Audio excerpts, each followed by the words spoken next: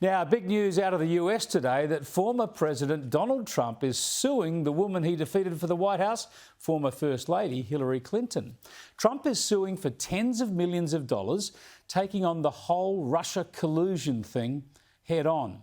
Now, we all know now it was nonsense. It always looked like nonsense, of course, but it dominated US politics for years as the Democrat candidate Clinton and all her supporters bitterly complained after the election that they'd been robbed, that somehow Trump was in cahoots with Vladimir Putin and Russia, who delivered him the presidency.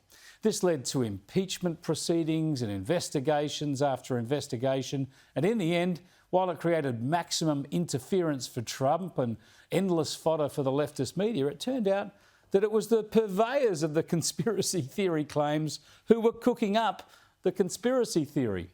There are charges pending in the US, and now Trump is adding this civil suit into the mix via the federal court. It seeks damages from Clinton on the basis that she, campaign workers, former FBI Director James Comey, the Democrat National Committee and others engaged in an unthinkable plot to falsely accuse Trump of colluding with Russia to win the 2016 election. In general, of course, he's got a good case, but where this ends, given all the strands involved, is anyone's guess. In the meantime, though, it's not a bad bit of ground laying in case he plans to run again in 2024, is it? You can't make this up. You literally cannot make a story like this up. And Sean, you have been calling it out from the beginning. You are right. And President Trump is just not going to take it anymore. If you are going to make up lies, if you are going to try and take him down, he's going to fight you back. And that is what this is. This is the beginning of all that. Now, I should point out too that I noticed there hasn't been much coverage of this story yet on Australia's ABC. I only managed to find this one little reference online.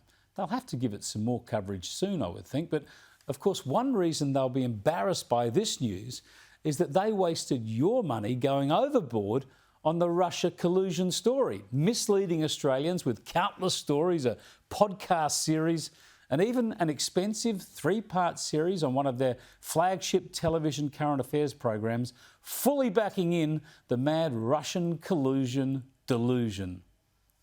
Tonight, we begin our special 3-part investigation into the story of the century, the election of US President Donald Trump and his ties to Russia. Yep, the story of the century, and they still haven't apologised for that, have they?